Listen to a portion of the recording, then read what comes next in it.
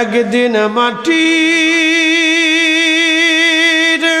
ভিতরে হবে ঘর রে, মন আমার কেন বান্ধ দালান ঘর। শুধু কবরের বাস্তবতা থেকে বললাম, এখানে অনেক সন্তান আছে। যদি জিজ্ঞেস করি ভাই কতবার মায়ের কবরের পাশে দাঁড়ান, অনেকে বলবে হুজুর সময় হয় না। যদি আপনারা আমাকে প্রশ্ন করেন ফরিদে হুজুর আপনি কতবার মায়ের কবরের পাশে দাঁড়ান, আমি বলবো আমি দেশে বিদেশে থাকি, আমার মার কবরের পাশে সুযোগ হয় না। সবাই যার যার কাজে ব্যস্ত, কেউ বাবা মার কবরের পাশে দাঁড়ানোর সময় পায় না। কিন্তু এই মা শীতের মধ্যে বারে বারে আপনার কাছে সে কম্বল ঠিক করে দিয়েছে। আপনার শীত লাগে কিনা মা নিজের কাছ থেকে কাঁথা কম্বল এনে আপনাকে মুড়িয়ে দিয়েছে। কত রজনী মা ঘুমাই নাই, আপনাকে মা কোলের মধ্যে বুকের মধ্যে জড়িয়ে ধরে রেখে রেখে গরম করে রেখেছে যাতে আপনার ঠান্ডা না লাগে। তারপরেও মায়ের কোলের মধ্যে পেশাব করে দিয়েছেন, রাতে 10 বার 15 বার পেশাব করেছেন, মা লাথি মেরে ফেলে দেয় নাই। আবার মা পরিষ্কার করে আপনাকে বুকের মধ্যে জড়িয়ে ধরে গরম করে রেখেছে। সেই মাছ কবর দেশে চলে গেল সন্তান, ভুললি মার কবরের পাশে দাঁড়ানোর আজ তোমার সময় হাতে হয় না। ছেলে ভুলে গেল মাকে, ছেলে ভুলে গেল বাবাকে। শীত আর গ্রীষ্ম বর্ষ অপেক্ষা করে বাবা আপনার জন্য রুটি রুজি করেছে, ভালো খাবার পকেটের মধ্যে করে বাবা নিয়ে আসছে, নিজে খাই নাই, ছেলেটা খাইবে খুশি হবে। আজকে বাবার কবরের পাশে তোমার দাঁড়ানোর সময় হয় না।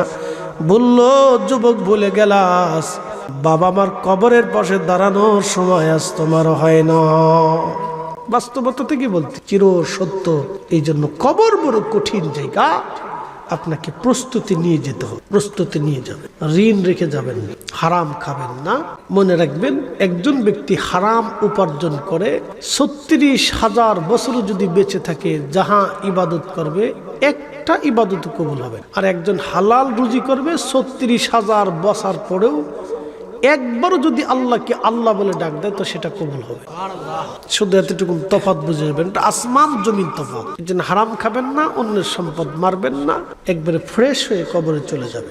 এ বাহুবলবাসী মনোযোগ দিয়ে শুনে যাবেন, আজ কায়েম হবে হাসর। আল্লাহর কোরআনে বললেন তারুজুল মালাইকাতু ওয়ার রূহু ইলাইহি ফি ইয়াউমিন কানা মিকদারুহু 50 আলফা সানা।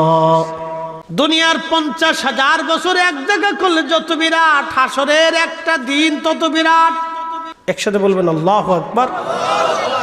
আপনাদের কি বুঝতে কোনো অসুবিধা, কষ্ট হচ্ছে, বেশি শীত লাগতেছে, ছেড়ে দিব না? হাসরের দুটো কথা শোনার দরকার আছে। হাসরে কায়েম হবে বিশ্বাস আছে আপনাদের? একসাথে বলেন আসেনি আপনাদের? আমরা মুসলমান, আমরা হাসরে কিয়ামতের মাঠে বিশ্বাসী। অবিল আখিরাতি হুম ইউকিনুন, যারা আখিরাতকে বিশ্বাস করবে তারা সফল কাম হবে। এ বাহুবলবাসী মনোযোগ দিয়ে শুনিয়া যাবেন।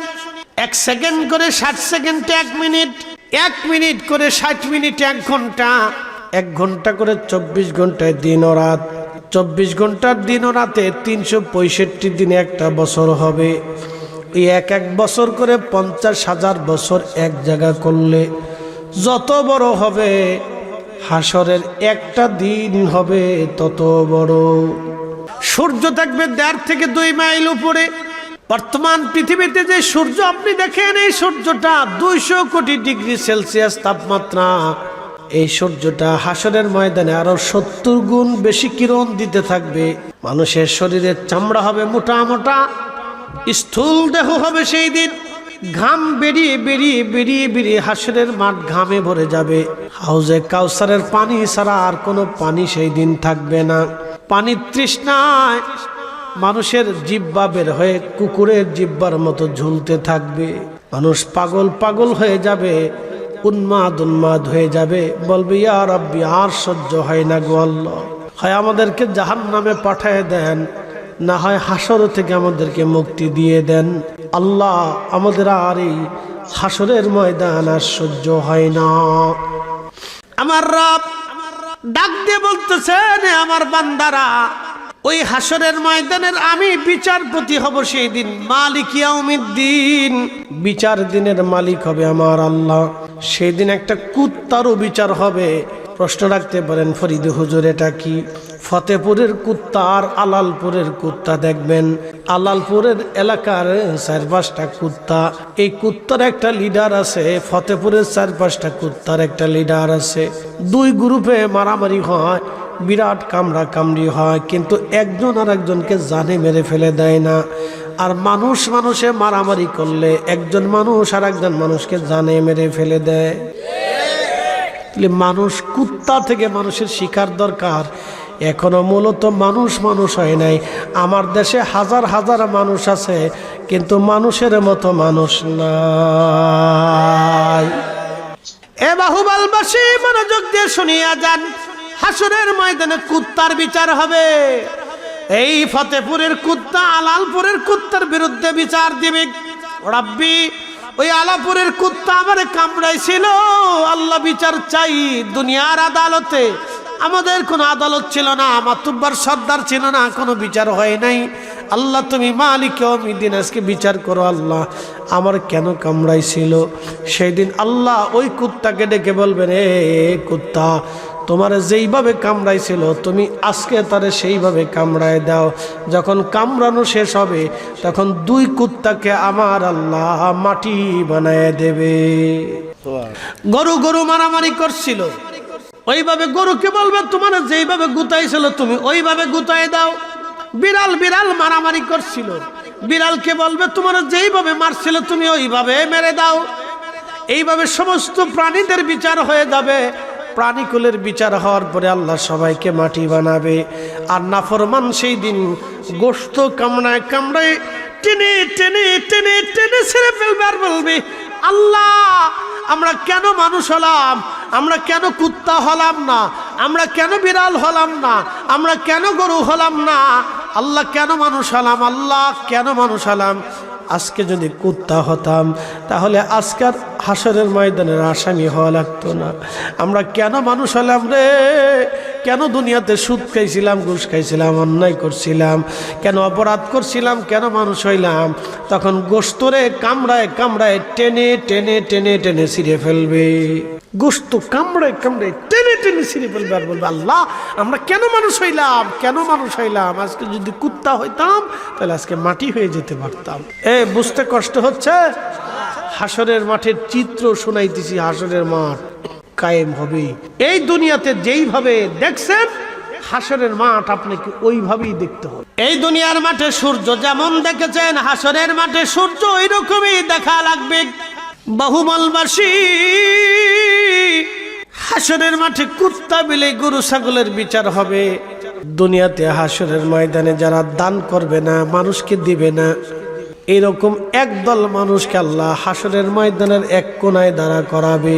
দুনিয়ার যত অবৈধ সম্পদগুলি সেই দিন বিরাট বড় সাপের আকৃতি দিয়ে আমার আল্লাহ হাসরবাসীদেরকে এক কোনায় দিয়ে দিবে। এই সাপ তারে পেঁচাইয়া তার মুখের মধ্যে কামড় দিয়ে সব গোশতগুলি কামড়ায় উঠায় নিয়ে চলে আসবে। আবার গোশত হবে, আবার কামড় দিবে, আবার গোশত হবে, আবার কামড়াইতে থাকবে। নবী বলেন সাপের বিষ এত কঠিন, একবার কামড় দিলে 40 বছর পর্যন্ত ওই সাপের বিষের ক্রিয়া শরীরের মধ্যে ব্যথা করতে থাকবে। নবী বললেন ওই সাপ তাকে কামড়াইতে থাকবে। কত সময় কামড়াবে জানুনি? হাসরের মাঠ কায়েম হবে, মানব জাতির হিসাব হবে, জিন জাতির হিসাব হবে, ফেরেশতার হিসাব হবে, পশু পাখির হিসাব হবে। তাহলে বুঝতেই পারতেছেন কত হাজার বছর পার হবে। তারপরে ওই যে দুনিয়াতে যারা অর্থ সম্পদ অন্যায়ভাবে উপার্জন করেছিল আল্লাহ তাদেরকে ডাক দিবে। তত হাজার হাজার বছরে সাপে কামড়াইয়া ওর বাটাম সালাম দিয়া একবারে দফা ঠান্ডা করে দেবে। কথা কন না কেন?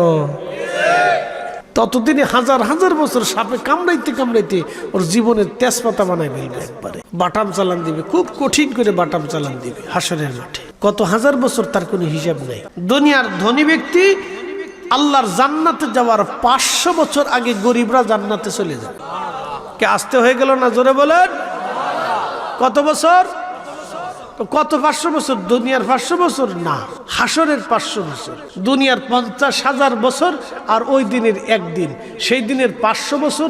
তাহলে দুনিয়ার 50,000 বছরে গুণ টুন দিয়ে বুঝে সুঝে কালকে হিসাব করে দেখবেন যে বান্দা জান্নাতে যায় খাইয়ে দেয়, ঘুমাই টুমাই বউ নিয়ে ঘুরে গিয়ে কত হাজার বছর পার হয়ে যাওয়ার পরে তখন গরিবরা জিমাইতে, ধনীরা জিমাইতে যাইবে। একসাথে বলবেন আল্লাহু আকবার। তাহলে গরিব বানাইয়া আল্লাহ কি আপনারে কষ্ট দিছে? গরিব বানাইছে আল্লাহ আপনাকে বেহেশত তাড়াতাড়ি নেওয়ার লাইগা। একসাথে বলবেন আল্লাহু আকবার। গরিব আল্লাহ বানাইছে আপনাকে তাড়াতাড়ি বেহেশত নেওয়ার লাইগা। একসাথে জোরে বলেন আলহামদুলিল্লাহ।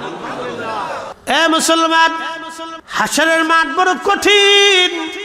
শত শত হাজার হাজার বছর পার হবে, আল্লাহ বিচার শুরু করবে না। প্রচন্ড উত্তাপে এত কঠিন হয়ে যাবে সেই দিন। সমস্ত নবীরা দৌড়াইয়া, সমস্ত মানব জাতি দৌড়ে আদম শফিউল্লাহর সামনে যে দাঁড়াবে। আদম রে, তুমি আমাদের আদি পিতা, আজকে আল্লাহর দরবারে যাও। হাসরের ময়দানে আজকে বড় কষ্ট হচ্ছে, কারণ আমার রব আজকে কোনো ফায়সালা করে না। আদম বলবে, দেখো আমার সন্তানরা, যদিও আমি আবুল বাশার, আল্লাহ আমার আদর করে বানাইছে। আল্লাহ আমাকে গন্ধম খাইতে নিষেধ করেছিল, আমি খেয়েছিলাম। আমি একটা পেরেশানির মধ্যে আজকে আসি। আমি আজকে তোমাদের কোনো উপকার করতে পারবো না, অন্য কোন নবীর কাছে চলে যাও। সবাই নূহ নবীর কাছে আসবে, তিনিও বলবে অন্য কারো কাছে যাও। ইব্রাহিম খলিলুল্লাহর কাছে আসবে, তিনি বলবে অন্য কারো কাছে যাও। দাউদের কাছে আসবে, তিনি বলবে অন্য কারো কাছে যাও। মুসার কাছে আসবে, তিনি বলবে অন্য কারো কাছে যাও। সবাই ঈসা রুহুল্লাহর কাছে আসবে, তিনি বলবে দেখো আমি যেই নবীর উম্মত ছিলাম, আজকে কারো কাছে যে কোনো লাভ হবে না। আমি যেই নবীর উম্মত ছিলাম, ও হাসরবাসী, চিন্তার কারণ নাই, তোমরা সেই নবীর দরজায় চলে যাও। ওই নবী ছাড়া আজকে আর কোনো উপায় নাই। একসাথে জোরে বলা যাবে কি আল্লাহু আকবার? না আওয়াজ দুর্বল লাগতেছে, রাত বেশি লেগে গলাটা সারান কাশি দেন জোরে একসাথে বল আল্লাহু আকবার। আরো জোরে আল্লাহু আকবার। সমস্ত মানব জাতি আমার রাসূলের সামনে যে দাঁড়ায় কাঁদতে থাকবে। উম্মত যখন কানবে গো, উম্মতের কান্না দেখে আমার নবীর বড় মায়া লাগবে, মায়া।